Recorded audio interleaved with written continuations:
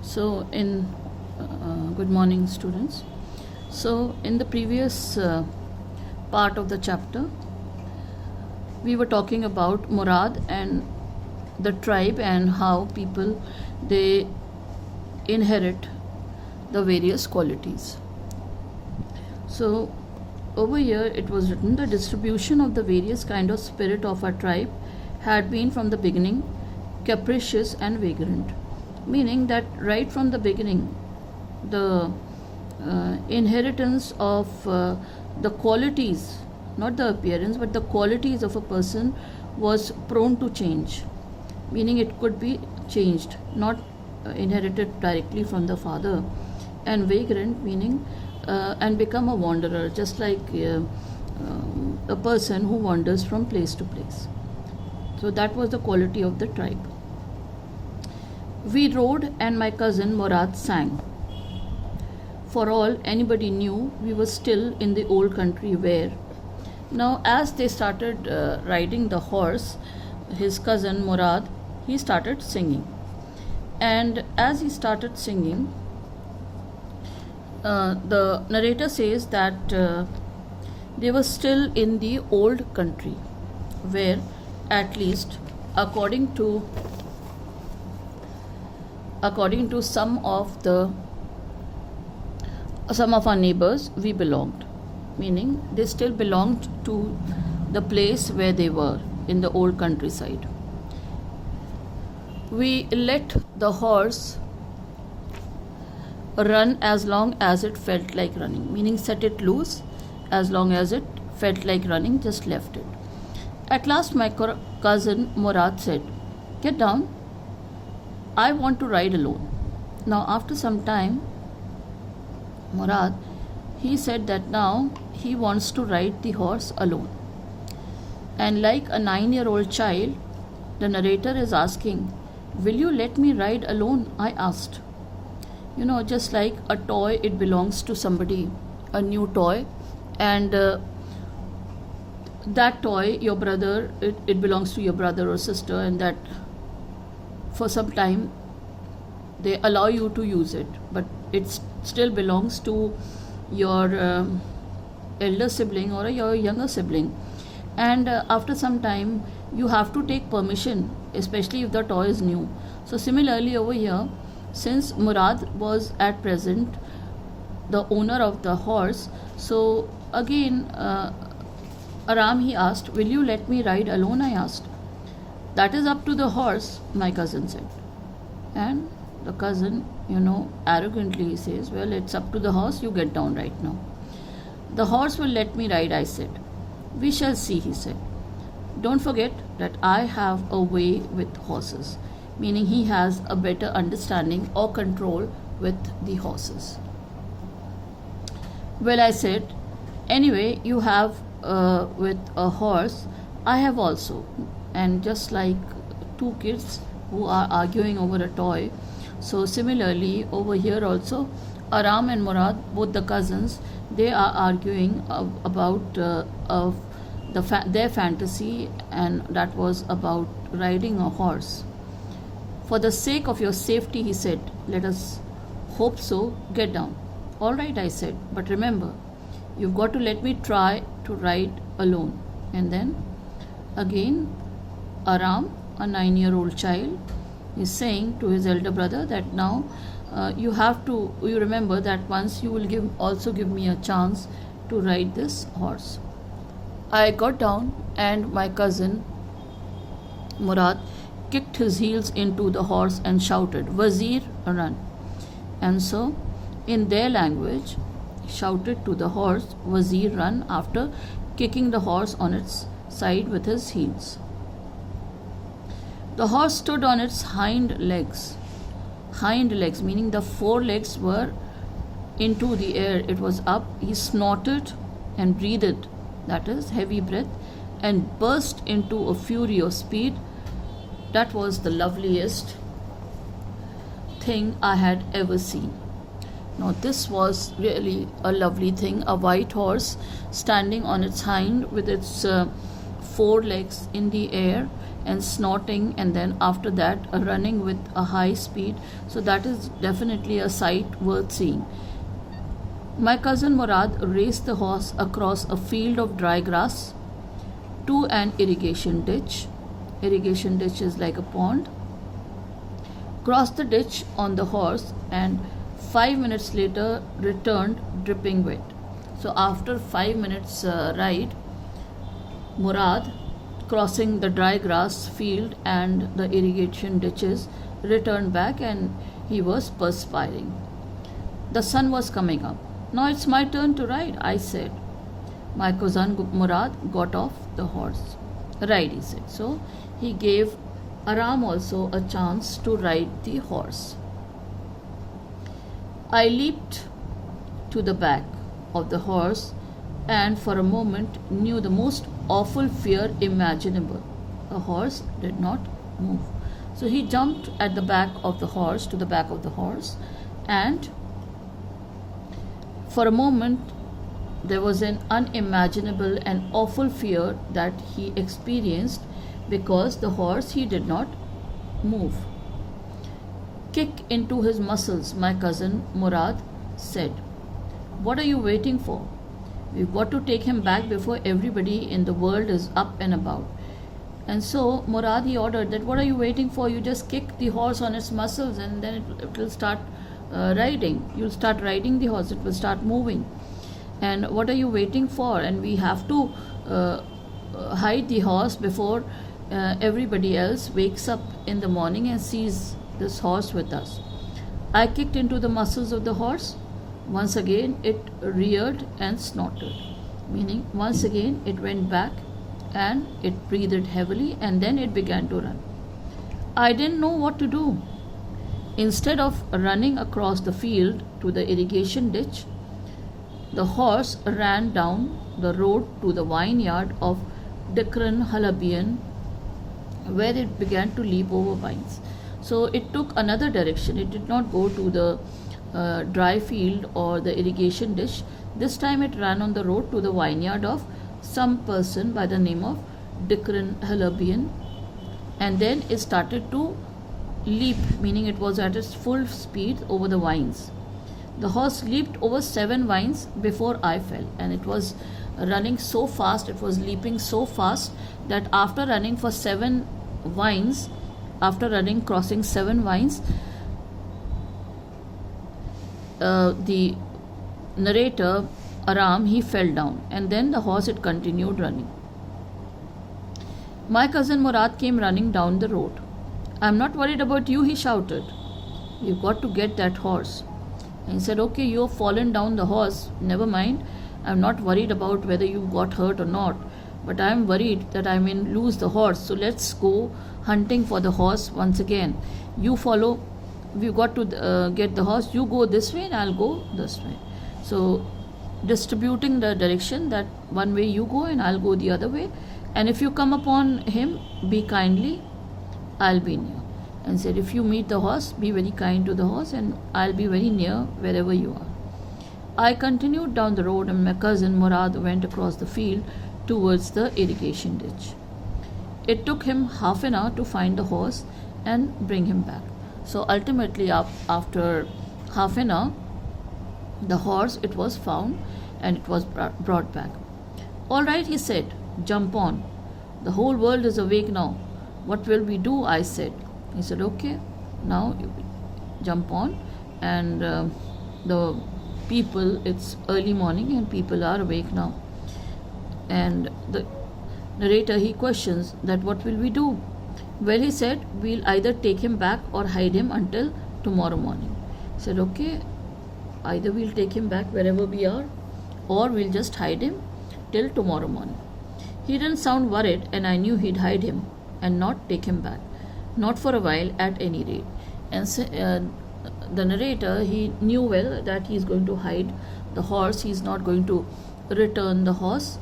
He's not going to take the horse where they were living. And he knew this because he thought that this he's been doing quite for a while, because he did not sound worried.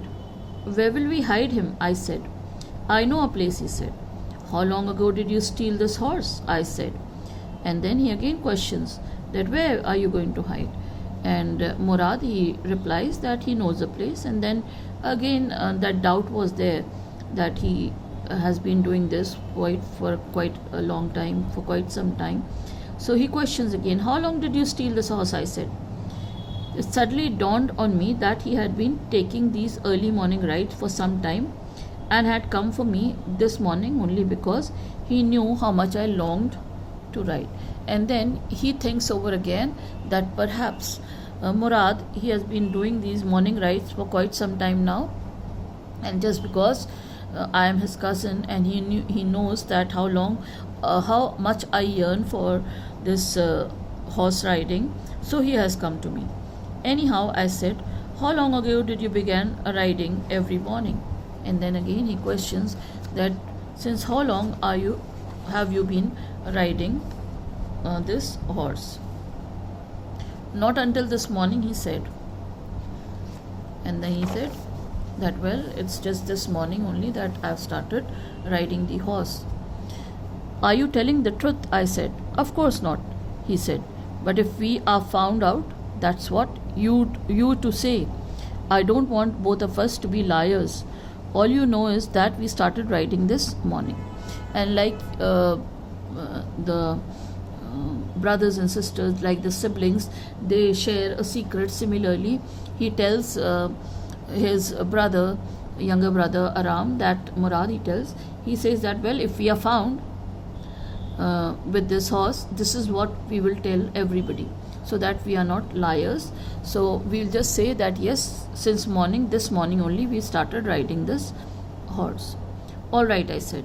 He walked the horse quietly to the barn of a deserted vineyard, and then to a barn which is like a godown to keep the grains, of a deserted vineyard.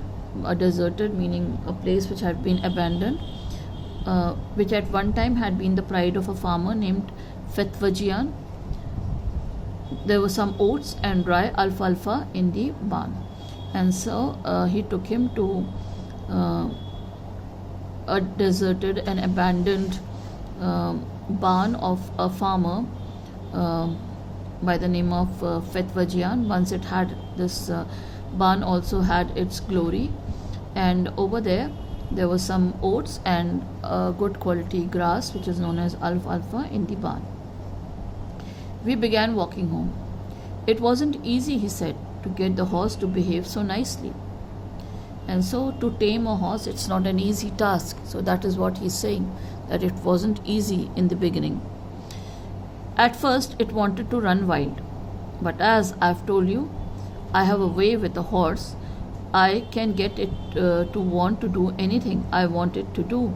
Horses understand me. So initially it was difficult, but later on, since he had already said that he has a way with the horses, so the horse started understanding him and started being obedient and obeying him the way an animal obeys its master.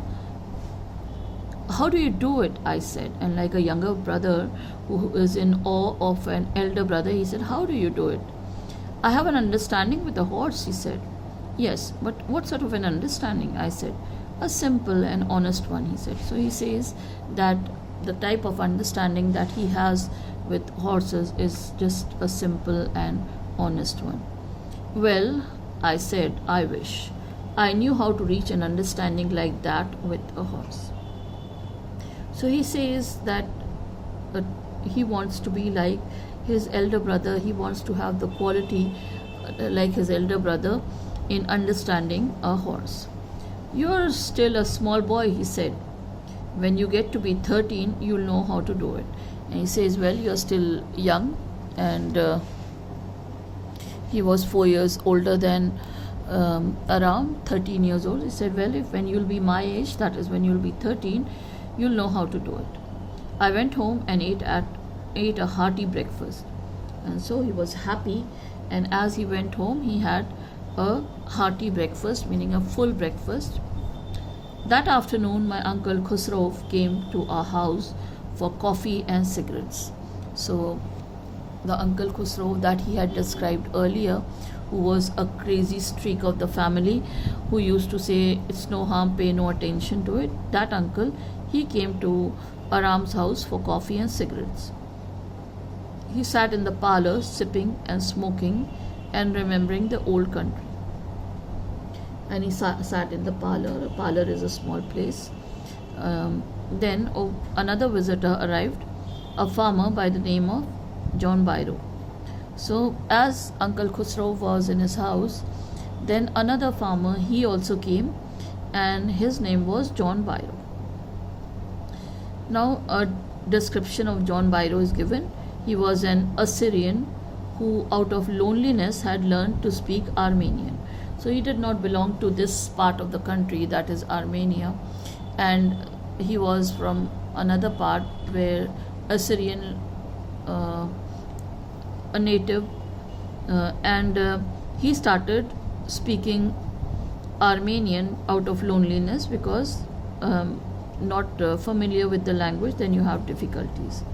My mother brought the lonely visitor coffee and tobacco, and he rolled a cigarette and sipped and smoked, and then at last, sighing sadly, then at last taking a heavy breath, and sadly he says, that is John Byro, he said, "My white horse, which was stolen last month, is still gone. I cannot understand it."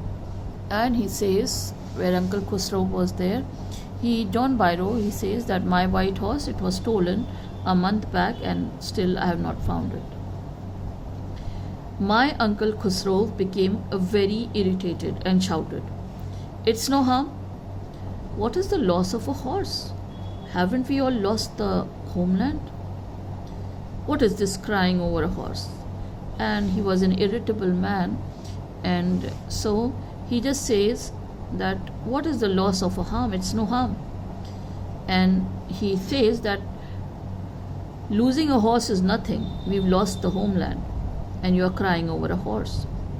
That may be all right for you, a city dweller, to say, John Byro said. And John Byro, he replies to this comment of Uncle Khusro, and he says that may be okay for you, but because you are a city dweller, but for us, for me, John Byro said, but what of my saray?